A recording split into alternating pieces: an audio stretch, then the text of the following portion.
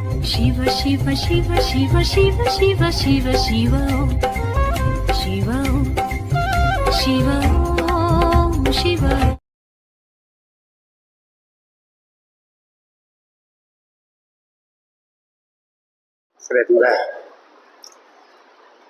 குரு பிரம்மா குரு விஷ்ணு குரு தேவா மகேஸ்வரா குரு ஜாதாத் பரபிரம்மம் தஸ்மா ஸ்ரீ குருவே நமக. வந்திருக்கின்ற அனைத்து ஜோதிட பெருமக்களுக்கும் இதற்கு வணக்கத்தை உரித்தாக்கிக் கொள்கின்றேன். காலையிலிருந்து பலரும் பல கருத்துக்களை சிறப்பான முறையிலே எடுத்து சொல்லிக் கொண்டிருக்கிறார்கள். அந்த வகையிலே நானும் எனக்கு தெரிந்த ஒரு சில ஜோதிட கருத்துக்களை தங்கள் முன் பகிர்ந்து கொள்ளலாம் என்றிருக்கின்றேன். முதலாவதாக 999 விதிகளில் 30 போயிடுச்சு, மீதி இருக்கு, இன்னைக்கு ஒரு 10.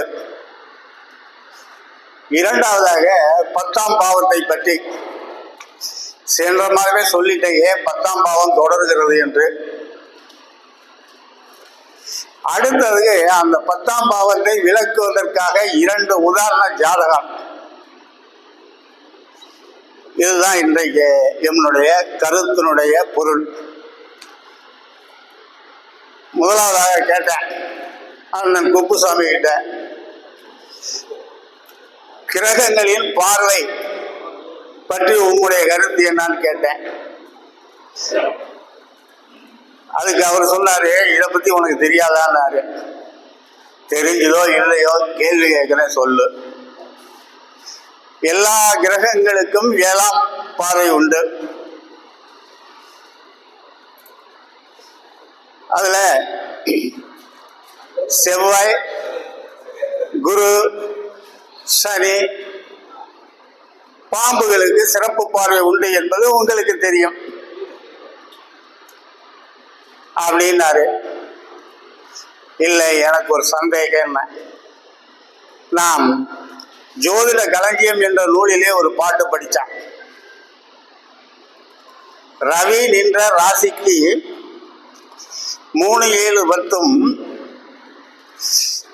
இனிய புதன் திங்களுக்கு 7 பரவி வரும் செவ்வாய்க்கு 4-7-8, பார்ப்புகளும் வெள்ளிக்கு 6-7-8, திருநின்ற ராசனுக்கு 5-7-9, சீறி வரும் கரும்பாம்பு செம்பாவுக்கும் 3-7-11, செய்ய நற்காரிக்கு 3-7-10 பார்வையாகும்.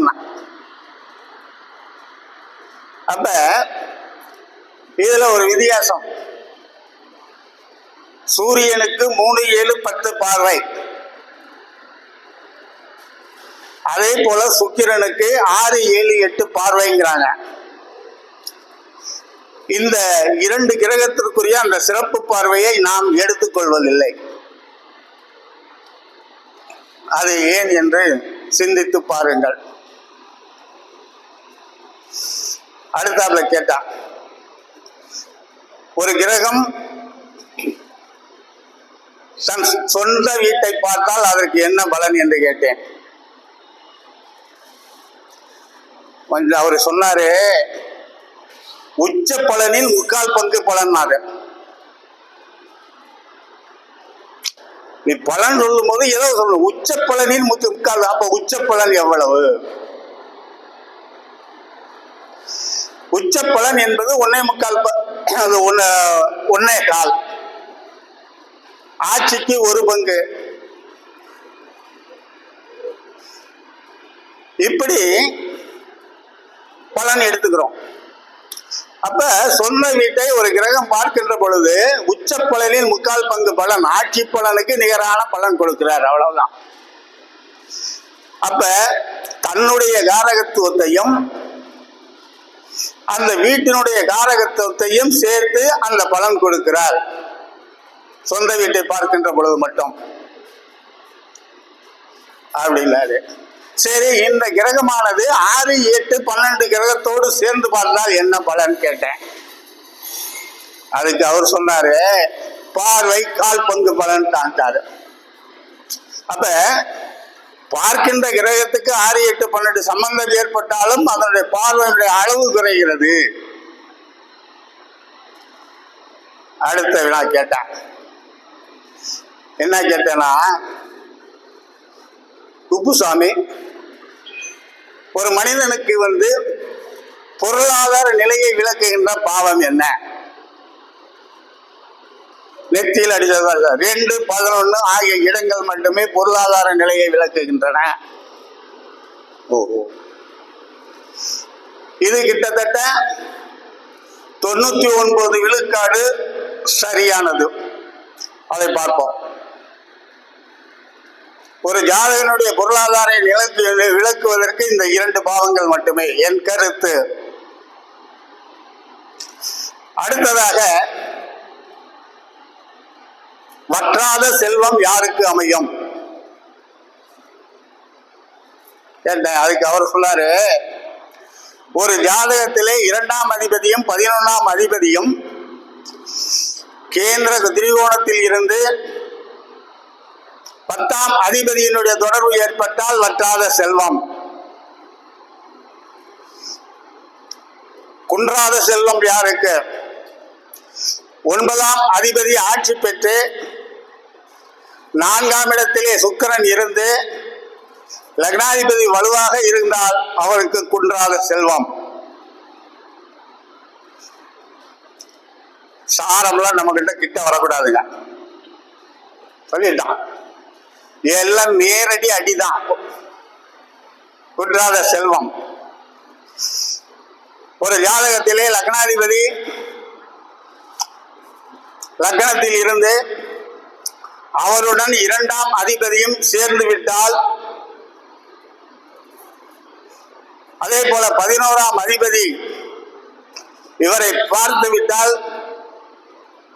மிகுந்த செல்வம். அதே சமயத்தில் கஞ்சன். இது போதும். ஒரு 10 பாயிண்ட் சொல்ல வேண்டியதுக்கு சொல்லிட்டான். அடுத்த 10ஆம் பாவத்துக்கு போவோம். போன மாதம் சொன்னேன். அதுக்கு முன்னாடி முதல்ல இந்த மாதம் இதோட விட்டுவியா இல்லை அடுத்த மாதம் எப்படின்னு கேட்டீங்க.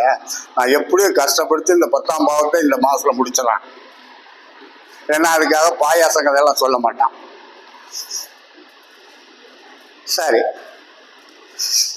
முதலாவதாக ஒரு ஜாதகத்திலே 10ஆம் இடத்துக்கு அதிபதியாக சூரியன் இருந்தால் என்ன பலன்? அப்ப அந்த சூரியனுடைய காரக தத்துவம் அப்படியே வேலை செய்யும். முன்னே சொல்றதுமாக இருந்தால் அரசு, அரசியல், அரசாங்கம். அதனாலதான் இப்படி ஒரு பாட்டோட சொல்லலாம். செய்தொழில் ஆதவனாகின் போக்குவரத்து ஆணை சேவியம் மாந்திரிகம் வைத்திகம் மலை காடிடத்தில் வைகிய காய்கறி பறித்தல் புல்லறுத்தல் எடுத்தல் மன்னவர் ராசரியம் அப்படின்னாரு. அடுத்தாப்புல கூட்டு தொழில் அவருக்கு பார்மன்னர் சேவை உண்டு, அரசாங்கத்தோடு தொடர்பு உண்டு. அடுத்தாப்புல 10ஆம் இடத்து சந்திரன் தொடர்பு ஏற்பட்டால் என்ன? அவரு தினசரி வருமானம் செய்கின்ற தொழிலை பார்ப்பார். அதனாலதான் சொல்றாரு பல தொழில் செய்வார் 10ஆம் இடத்தில் சந்திரன் இருந்தால். அதுக்கு அதை சொன்னாரு பாருங்க, மச்சம்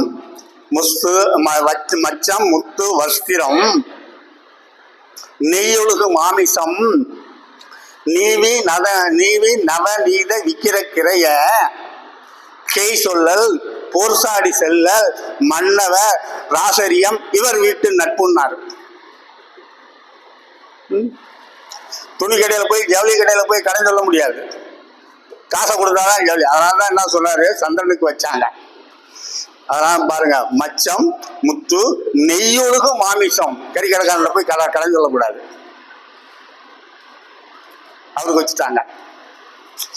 அடுத்தாப்புல செவ்வாய் உக்கிரமான தொழில்,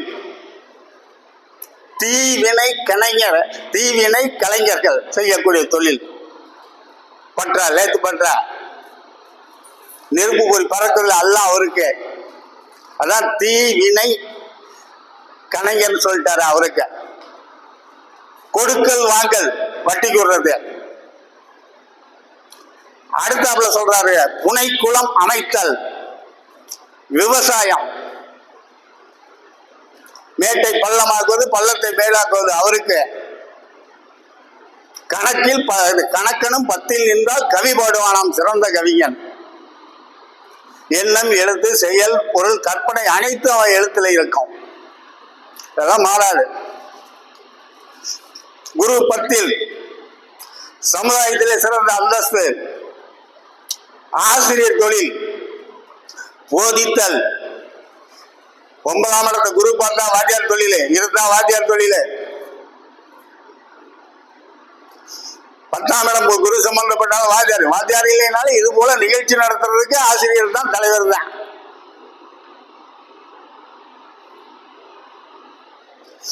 இப்படி பார்க்கிறோம். அடுத்ததாக ஏன்னா 9ஆம் இடத்தை குரு பார்த்தாவே அது வந்துடும். சரி, அடுத்ததாக என்ன கருத்து என்றால் சுக்கிரன் ஆடம்பர பொருள்களுக்கு சொந்தக்காரர், சுயமான கவிகள் சொல்லுகின்றவர், பால் பசு கன்று அவரை சார்ந்தது. அப்புறம் சனிக்கு சொல்றோம் கீழ் வேலை செய்யக்கூடியவர், நரபதி தலைவர். அவரு குமாரசாமி எழுதுகின்ற போது நரபதி தலைவரா. ஏன்னா இந்த ஏழை மக்கள் இருக்காரு பாரு, பொருளாதார நிலையை கீழ் இருக்கின்ற மக்களுக்கெல்லாம் அவர் தான் தலைவரா.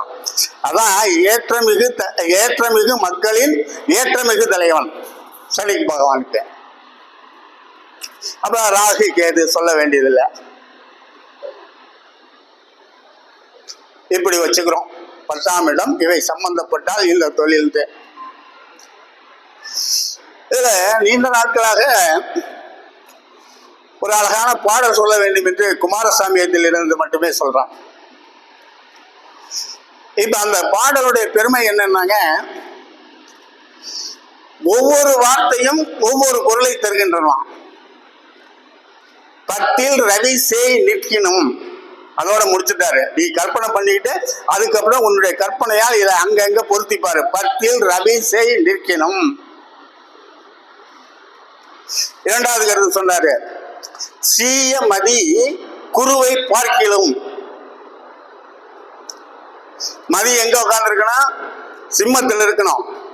அது பார்க்கணும்னா கும்பத்துல குரு இருக்கணும், அதை பார்க்கணும். அதான் சீய மதி குருவை பார்க்கிலும். அடுத்த அடி அடிச்சாரு, கனல் பானு பின் உர. செவ்வாய் சூரியனுக்கு 12ஆம் இடத்துல இருக்கணும். கனல் பானு பின் உர. அடுத்த வரி சொன்ன இதெல்லாம் ஒரு கருத்து, எல்லாம் சேர்ந்தாப்புல கிடையாது, ஒவ்வொரு கருத்து. அடுத்த வார்த்தை சொன்னாரு, அவன் பதியினை புத்திரகாரன் விழிக்க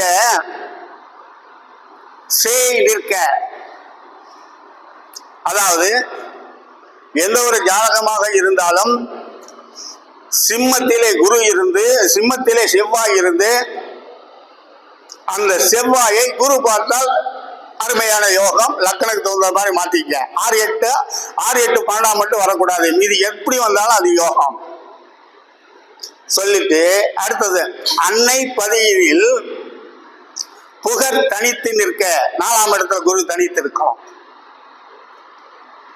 2ஆம் இடத்தில் புதன் நிற்க சொல்லிட்டு, இப்படி இருந்தான்னா எப்படி எப்படி அவன் வாழ்வான்ங்கிறத சொல்றார் பாருங்க. உத்திரத்தில் இந்த உலகத்திலே செய்தொழிலும் கணக்கிலும் உபாயத்திலும் உலத்திடத்திலும் இவன் சமர்த்துள்ளோனாம். இதை தவிர வார்த்தைகள் நீங்க போட முடியாதுங்க. முதல் எடுத்தானா ஒரு 8 கருத்து சொன்னாரு. இந்த 8ம் ஒரு ஜாதகத்தினை அமைத்தால் தனித்தனியாக யார் ஜாதகத்தில் அமைந்து விட்டால் அவன் இது இப்படிலாம் இருப்பான். உலகத்திடத்திலும் இவன் சமர்த்துள்ளான் சொல்லிட்டு கடைசியாக ஒரு வரி சொன்னார். என்ன? சித்திரத்திலும் இறையோனும் சொல்லிட்டு இறைவனும் வரணும். இறைவன் என்றால் லக்னாதிபதி, வரன் என்றால் 5ஆம் வீட்டு அதிபதியாம். இறையும் வரனும் கன்னி தேவன் இருந்த ராசி தேவனை விழிக்கின் என்னாலும் அரச போகமாம். இதனுடைய பொருள் என்னன்னா, ஒரு ஜாதகத்திலே புதன் எங்கே வீட்டில் எந்த இடத்தில் இருக்கிறான்னு பாருங்க.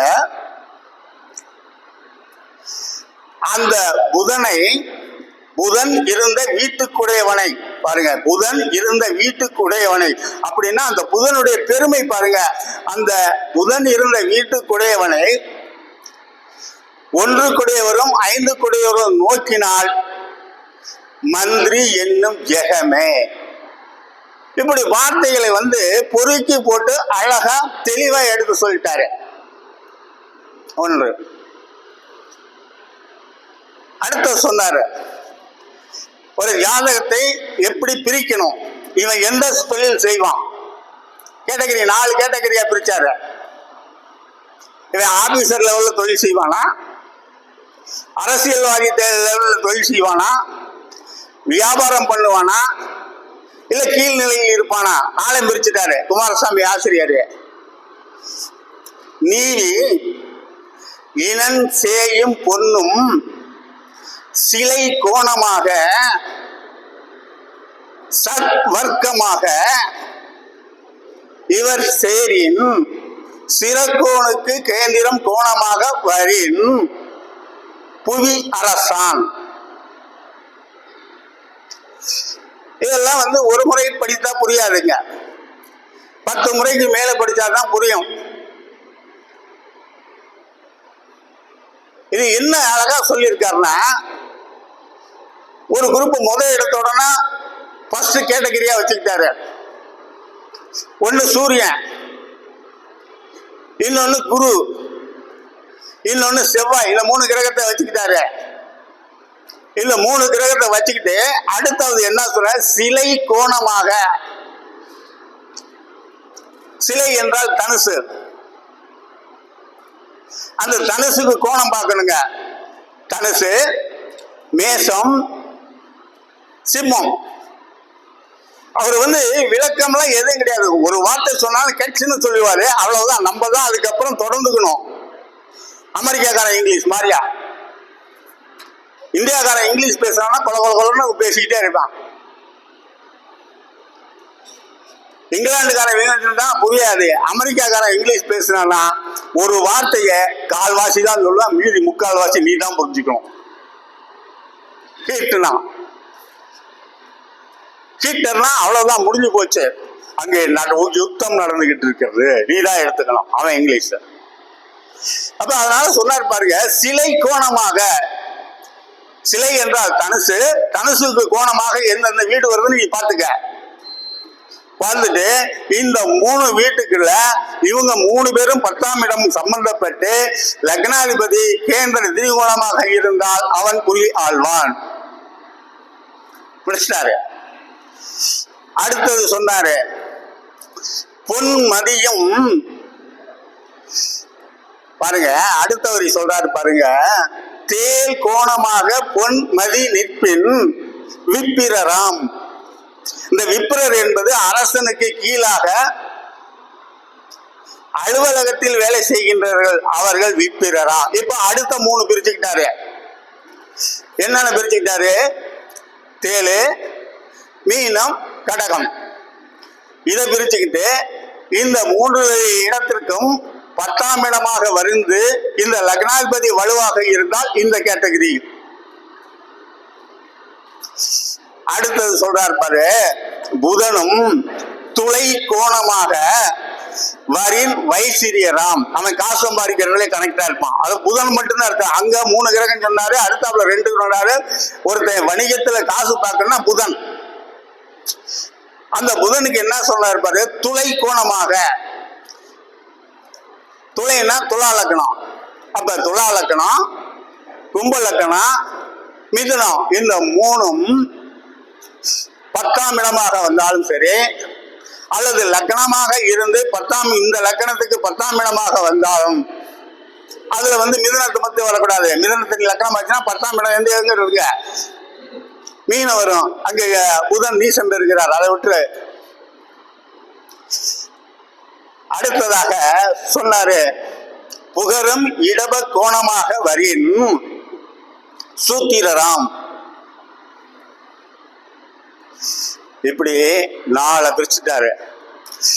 நவி வீர்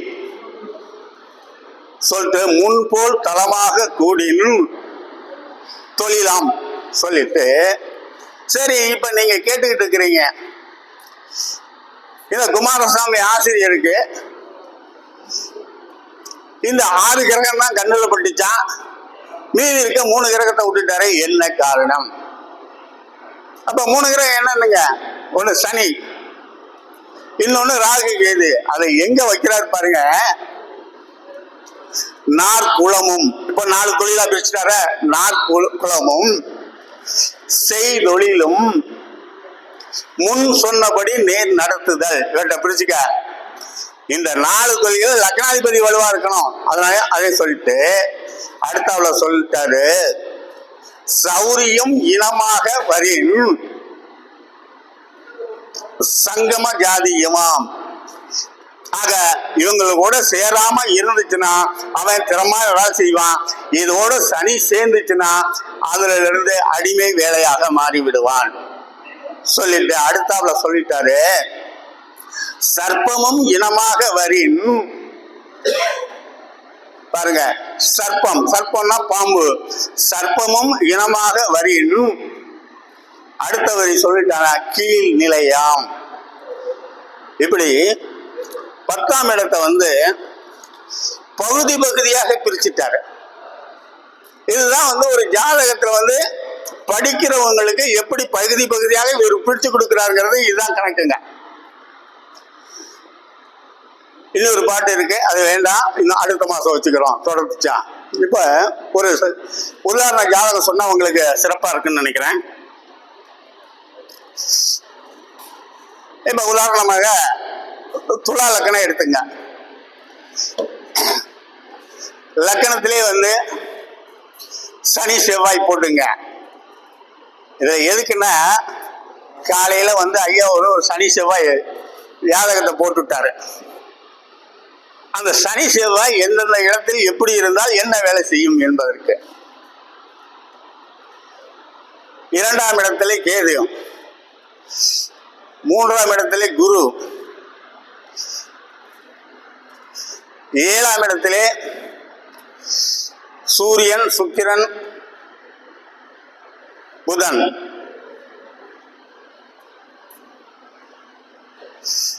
அடுத்தாற்போல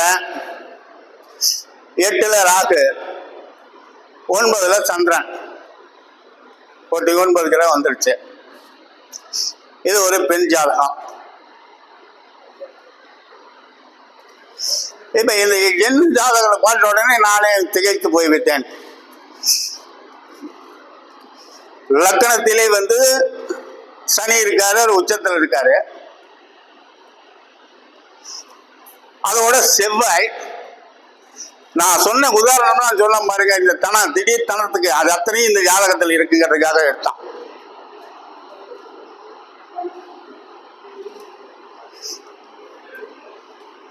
பலனன் கூடியவர் 7ஆம் இடத்துல, அவரோட சுக்கிரன், அவரோட புதன். வச்சுங்களா? இந்த பெண் வெளிநாட்டிலே மாசம் 15 லட்சம் ரூபாய் சம்பளம் வாங்குறாங்க.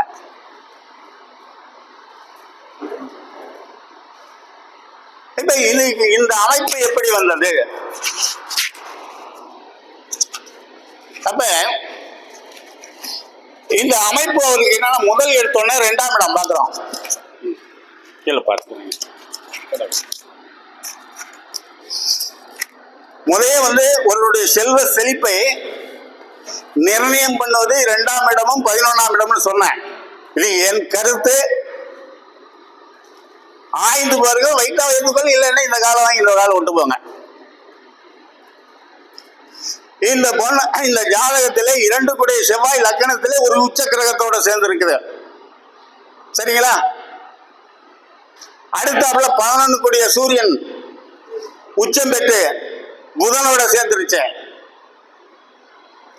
ஆகவே என்றைக்கு ஒரு அதாவது தனஸ்தானாதிபதி என்று சொல்லக்கூடிய 2ஆம் இடத்ததிபதி 6, 8, 12 கிரகங்களுடைய சேராமல் இங்க 8ஆம் இடத்துல சேர்ந்து 8 கூடிய சுக்கிரன் சேர்ந்து இருந்தாலும் அவரு ஆட்சி லக்கணத்தை பார்க்கிறார். அது ஒன்றும் குறையில, இருந்தாலும் கொஞ்சம் குறையுதானே வச்சுக்க. இல்லாட்டி மாசம் 40 லட்ச ரூபா சம்பளம் வாங்குவாங்க. அதுக்கு 11 கூடையவர் சேர்ந்துருச்சு. அப்ப காசு பணத்துக்கு பிரச்சனை கிடையாது. பொருளாதார நிலையை ரெடி பண்ணிட்டோம். அடுத்து அப்படி நேரா 10ஆம் இடத்துக்கு வருவோம். துலா லக்கணத்துக்கு 10 கூடையவர் யாருங்க? சந்திரன். அந்த சந்திரன் 9ஆம் இடத்துல இருக்காங்க. அப்ப சந்திரன் 9ஆம் இடத்துல இருக்கிறாங்க. நேர் குரு பார்வை பார்க்கிறார் பாருங்க. 3ஆம் இடத்தில் இருந்து குரு நேராக சந்திரனை பார்க்கிறார், சந்திரன் குருவை பார்க்கிறார். மிக பிரமாதமான யோகம் வந்து விட்டது. அம்ச யோகம் என்று சொல்லக்கூடிய யோகம். நாங்களாம் இதுக்கு பிள்ளை சாரமெல்லாம் பார்க்க மாட்டோம். அவ்வளவுதான் அம்ச யோகம்னா அம்ச வகை பிரமாதமா இருக்கும்.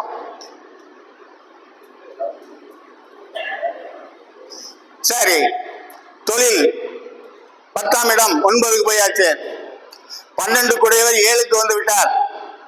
8 கூடையவர் சேர்ந்து என்னுடைய கருத்துப்படி ஒரு ஜாதகத்திலே 8ஆம் இடமும் 12ஆம் இடமும் வலுப்பெற்று விட்டால் அவர் வெளிநாட்டு வேலை.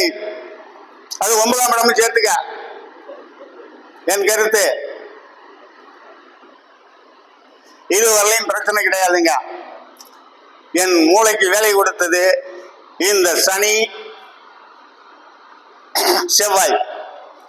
ஏன்னா இந்த சனி செவ்வாய் ஒரு ஜாதகத்துல எங்க சேர்ந்திருந்தாலும் சும்மா இருக்காது, ஏதாவது ஒண்ணு பண்ணணும். இல்லாட்டி 2 பேர்த்துக்கு சனி செவ்வாய் இலக்கணம் கிடையாது. காரகத்தை தூக்கிக்க கேடு. செவ்வாய் ரத்த காயம், அதானுங்களா? மண்டை அடிப்படணும், மேல இருந்து மரத்துல இருந்து மேல இருந்து கீழே குதிக்கணும், கல்லால் அடிபடணும், கட்டையால் அடிபடணும், இரும்பால் அடிபடணும். எல்லாம் செவ்வாய்க்கு உரிய காரகம். சனிக்கு உள்ள காரகம் என்ன? சும்மா இருந்தாலும் வம்புக்கு போகணும். இப்ப லக்கணத்திலே இருந்தது. இந்த பொண்ணுக்கு மண்டையில ஏதாவது அடிபடுமான்னு யோசனை இல்லை. இதுவரையிலும் மண்டை நல்லாதான் இருக்கு. 84ல பிறந்தவங்க. சரி, பின்னாடி போச்சு. ஏன் இதை எடுத்தேன்னா, தம்பிக்கு 3ஆம் இடம் என்னங்க? தனுஷா. துலா லக்கணம். அவரு சகோதர ஸ்தானம் எதுங்க? 3ஆம் இடம். இங்க எல்லாங்க ஏதோ 3ஆம் இடம். அங்கே கிரகம் இருக்கிறது. ஒரு தம்பி இருந்தான். இந்த தம்பி கல்லால் அடிபட்டு மண்டையில் அடிபட்டு இறந்து போனான். அப்ப ஸ்தம்பிஸ்தானத்துக்கு எத்தனாவது ஸ்தானம் லக்னமா வருதுங்க? 3ஆம் இடத்துக்கு துலாம் எத்தனைங்க? 11ஆம் இடம் ஆச்சா? 11ஆம் இடம் தானுங்களா? அப்ப 3ஆம் இடத்துக்கு தனுசுக்கு மாரகம் எது? 7, 11 மாரகம் ஆச்சுங்களா? 7, 11 மாரகம். கடைசியில மண்டையில அடிபட்டு அவன் போனான்.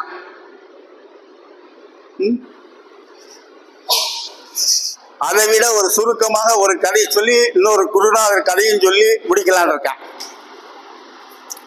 1924ஆம் ஆண்டு அப்போ ஆங்கிலேயர் ஆட்சி. அப்பொழுது கிராம முன்சிபல் தான் அனைத்து அதிகாரம் இருந்தது. அவர்கிட்ட வேலை செஞ்ச அந்த முன்சிப்கிட்ட வேலை செஞ்ச ஒரு ஆள் போய் ரோட்டு கரையில் போய் செத்து போயிட்டான். அது அரசு ஊழியராக வெட்டியானாக இருந்தாலும் அரசு ஊழியராக இருக்கிறதால அது கவர்மெண்ட் கேஸ் ஆச்சு. போஸ்ட்மார்ட்டம் பண்ணுச்சு. அப்ப போஸ்ட்மார்ட்டம் இப்போ கூட இருக்க டாக்டர்லாம் கிடையாது.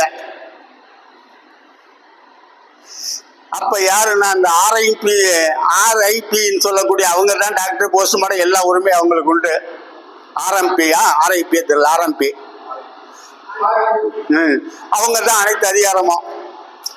அவரால் சுத்தி பார்த்தாரு, முடியல. எப்படி செத்தான், என்ன செத்தான், கருவுல அடிப்படையில கொண்டு எல்லாமே நல்லா இருக்கு, செத்து போயிட்டான். மாவட்ட ஆட்சித்தலைவர்லாம் அந்த காலத்துல பட்டமே கிடையாது, பேரே கிடையாது. அவருக்கு தண்டல்காரர் தான். கலெக்டருக்கு பேரே தண்டல்காரர் தான். அவரு லெட்டர் அனுப்பிச்சுக்கிட்டே இருந்தாரு. அந்த லெட்டர் எப்படி பதிலா கடைசியா சொல்றேன். ஒரு ஜாதகம், கடகலக்கணம், 8ஆம் இடத்திலே செவ்வாய் சனி, செவ்வாய் திசை நடந்தது, சிறப்பா போச்சு. பாருங்க இந்த ஜாதகம் பாருங்க எப்படி. இந்த தசா புத்தி என்பது ஒரு ஜாதகனுக்கு ரோடு போட்டது மாதிரியா. அதுக்கு முன்னாடி போன சந்திர திசை நல்லா இருந்தது, செவ்வாய் திசை வந்துச்சு இவருக்கு. செவ்வாய் 5, 9 கூடையவர் யோககாரன் தான். பார்த்தீங்கன்னா அந்த சந்திர திசையில செவ்வாய் திசையில போச்சு. ராகு புத்தி குரு புத்தி சிறப்பா முடிஞ்சுவது. அடுத்தாப்புல சனி புத்தி.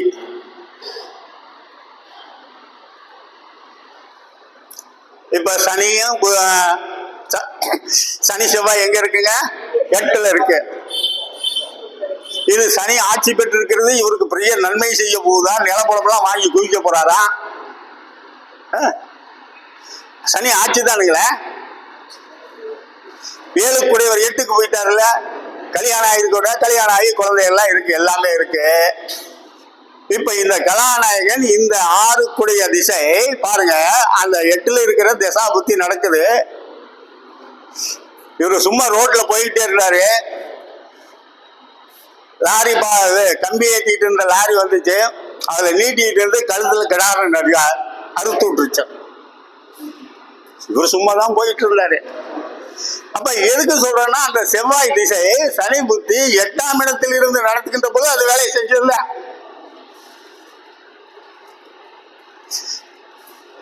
இருந்தாரு, 2 வருஷம் ஆஸ்பத்திரியில் இருந்தாரு. எனக்கு என்ன சந்தேகம் வந்துச்சுன்னா, ஏன் கழுத்துல அடிபட்டுச்சு? வேற எங்கனாச்சும் அடிபட்டு இருக்க கூடாதா? மண்டையில அடிபட்டு இருக்கலாம். 8ஆம் இடம் என்பது தொடைக்கு மேல்பட்ட பகுதி, அங்கெல்லாம் அடிபட்டு இருக்கணும். இல்லாட்டி கை தோள்பட்ட அடிபட்டு இருக்கணுமே. எல்லாம் யோசனை பண்ணிக்கிட்டே வந்தான். கடைசியில ஒரு முடிவுக்கு வந்தேன். அந்த வெட்டியான் செத்ததுக்கு அந்த முன்சிபல் எழுதினாரு. ஏன் அந்த டாக்டர் சர்டிபிகேட் கொடுத்தாரு, இந்த வெட்டியான் பேய் அடித்து இறந்து போனார் அப்படின்னு மாவட்ட கலெக்டருக்கு அடிச்சு விட்டாரு. எந்த தடையும் இல்லை, காயம்பட்டதற்கான தடையும் இல்லாத காரணத்தினால் இவர் பேய் அடித்ததான். இந்த ஊர்ல நிறைய பேய் உலாவி கொண்டிருக்கிறது. அந்த பேய் அடித்த காரணத்தினால் இவர் செத்துக்கிட்டாரு தான். அதுக்கு 4 சாட்சி கையெழுத்து வேற அனுப்பிச்சுட்டார். ஆனால் அந்த ஃபைல் அப்படியே முடிச்சுட்டாரு. அந்த மாதிரி நான் முடிவுக்கு வந்தேன். கடகலக்கணத்திற்கு 3ஆம் இடம் எதுனாங்க? கன்னி. அந்த கன்னிக்கு 6ஆம் இடத்துக்குரிய ஒரு சனி, 8க்குடையவர் யாருங்க? செவ்வாய். ஆகவே 3ஆம் இடத்திற்கு 6, 8க்குடையவருடைய திசாபுத்தி நடந்த காரணத்தினால் அவருக்கு கழுத்தில் 3ஆம் இடம் கழுத்தை குறிக்கிறது. ஆகவே கழுத்தில் அடிபட்டது என்று நான் என்னுடைய கதையை முடித்துவிட்டு என்னுடைய ஃபைல் எழுதி வச்சுட்டேன் என்று சொல்லி, இதுவரை என்னுடைய பேச்சை அமைதியாக கேட்டுக்கொண்டிருந்த உங்களுக்கு என்னுடைய நன்றியையும் வணக்கத்தையும் தெரிவித்துக் கொள்கிறேன். நன்றி, வணக்கம்.